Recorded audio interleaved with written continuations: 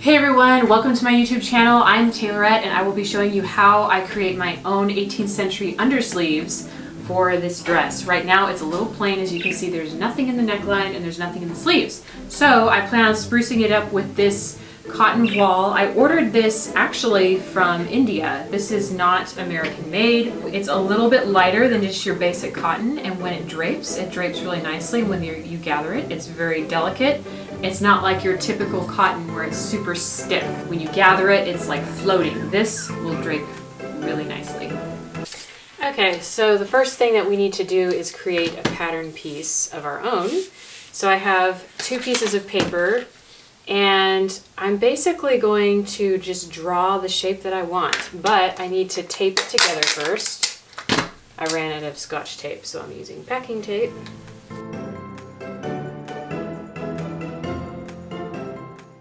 So what we're going to do, we're going to measure 6 3/4. This is our fold right here. Our fold. This is our long end, which is the back elbow. And then I'm going to double this bottom layer right here.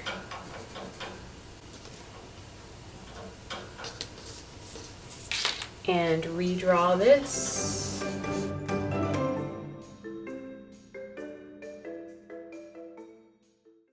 Okay. Bottom layer. Label this the bottom layer. As you can see, I'm not doing an even, I'm doing a curve down here. A little bit more of a curve. Okay. So now I'm cutting this out. I did this 10 inches wide. This is 6 3/4, and this is 2 inches. And that's including all of my seam allowances. So now I'm going to cut it out. Bottom layer is done, at least for this part.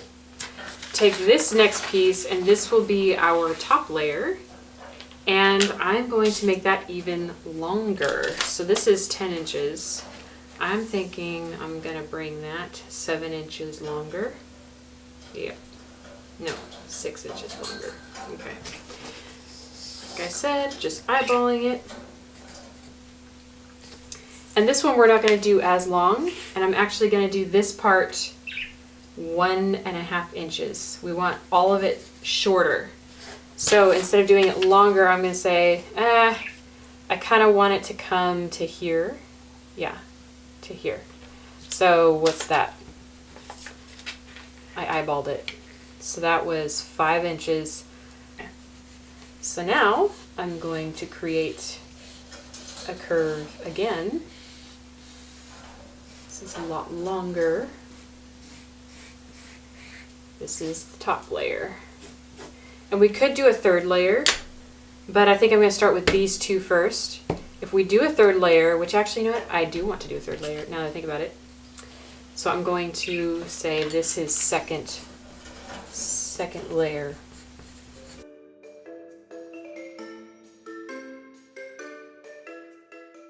Alright, 2nd layer. Flip it around, and we're going to work on the 3rd layer. So that one, the other layer was 16 inches long, and now I'm thinking I am going to do 20 inches. This is an experiment, so we'll see how this turns out. So the other one was 1.5 inches. I'm going to do this 1 inch, make it slightly shorter. And then the other one was 5 inches, so I'm going to do 4, right? Let's see how this looks. If we do this on top of that. And then we do shorter. That is 3.5. So we're going to do 3.5. Kind of go asymmetrical, not perfectly. We might change our mind later. It's the beauty of designing these things. Go longer, come down to a swoop. Right over there.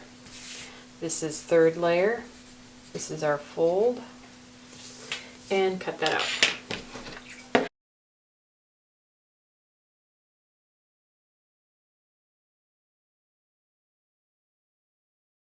We have our 3 layers now. This is our bottom. This is our second, and this is our third layer, like that. So that's what it's going to look like, is 3 layers, except all these are going to be gathered into the same width, but the top layer is going to be the most gathered. So it gets longer as you go down, and it's reversed. And now you have like that. And I'll take my voile and lay this out right here.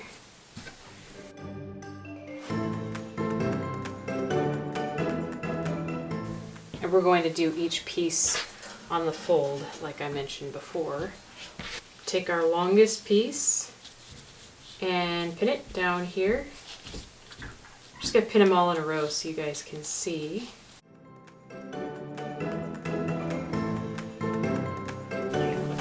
And then cut these out.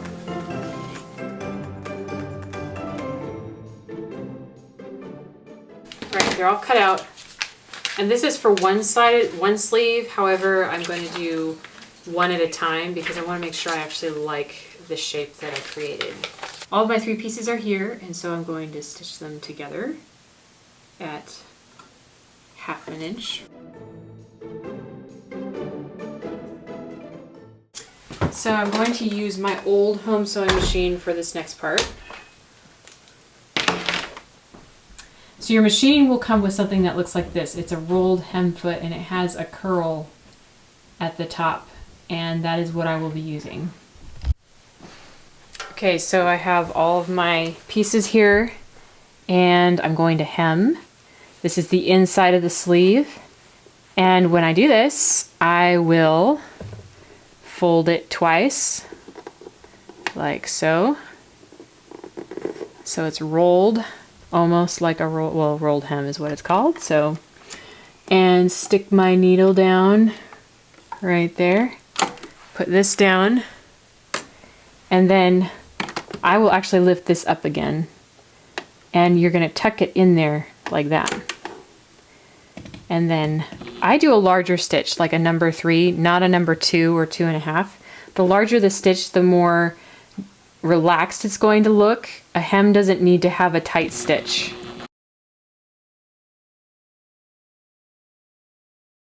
Sometimes you need to help it along by pulling back here. Not pulling, just kind of stabilizing it in the back. Rolled hems are tricky, and sometimes some sewing machines are not really good at the rolled hem, and I think it all has to do with the design of the foot, because I have 2 other machines and it just does not do the same thing as my Pfaff. This is an older Pfaff.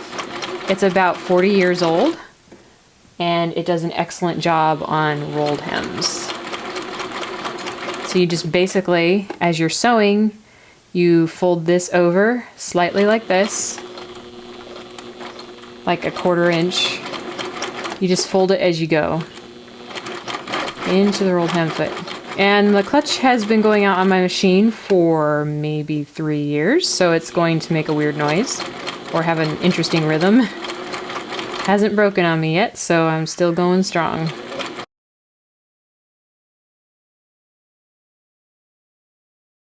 That. And then I'll do that to all the other sleeve pieces, but I don't know if you can see. But here's what the hem looks like on the inside. It's nice and crispy.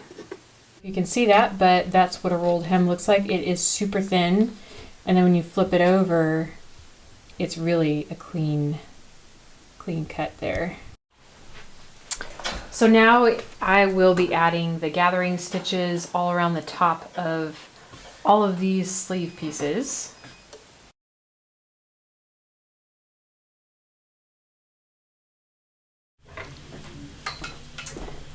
All the gathering stitches are placed. Oops. So all of my gathering stitches are now placed, and what I'm going to do is gather each one separately. So I will be pulling this through like so, down to 10 inches. So I'll take my measuring tape off and measure down to 10 inches. So here is our first layer, and grab the second layer.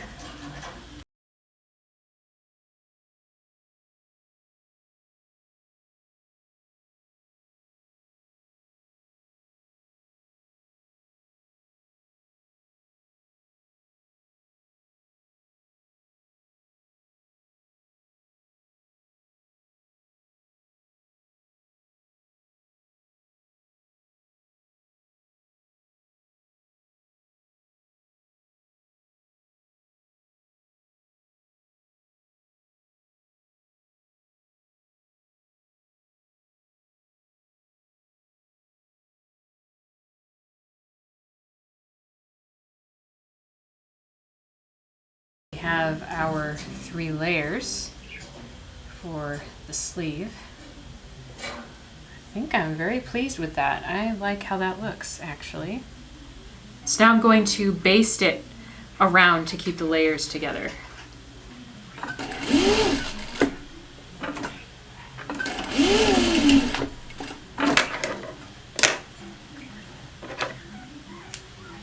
So I'm not sure if you can envision this, but this will basically go up inside this sleeve here, like this.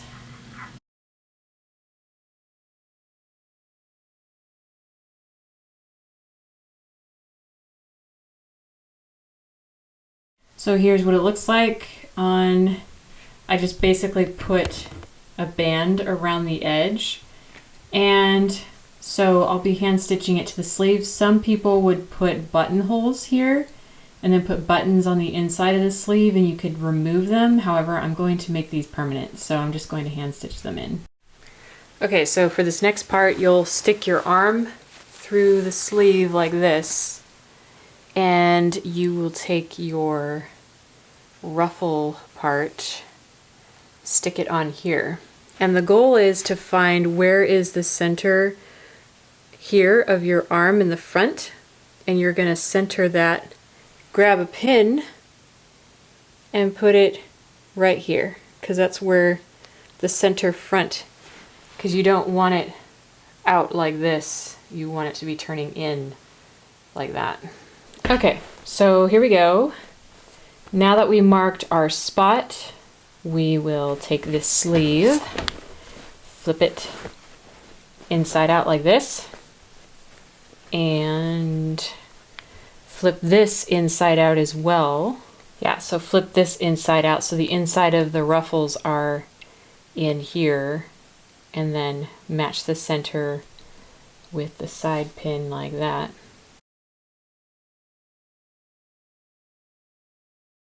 Now we're all pinned, and so we'll do just a slip stitch all the way around the edge. Like I mentioned, in this part some people would do buttonholes and buttons so you can remove these sleeves. However, I don't want to remove them because it's part of the look of the dress, so I am making these permanent on the inside.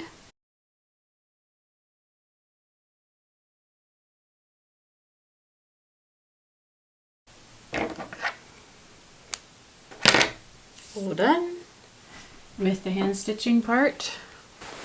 Pull this way, and there you have the sleeve, the ruffles coming out the end. Alrighty, so we'll try it on mannequin here, see how it looks. Thinking it looks pretty good, so the only way you'll know is if you actually try it on. So I might just put it halfway on really quick. So if I were to put this on. So yeah, that is an 18th century sleeve. Obviously I'm not wearing the dress, so it doesn't look fully correct, but anyways, that's what the sleeve looks like. So that is how I create my 18th century undersleeves. There are several different ways to do it. You can do different shapes, different proportions. They don't all have to be mimicking each other with different layers. You can do 2 layers, you can do 1. You can add a thin trim around the edges, which is a very popular thing in the 18th century. around each ruffle, you would add a trim all the way around, and that would just make it pop a little bit more. Anyways, I hope you enjoyed watching my tutorial. If you did, hit that like button. Also hit that subscribe button because I have a few more creative projects coming out soon. I'm super excited, so you will not want to miss it. So hit the subscribe button and I will see you next week.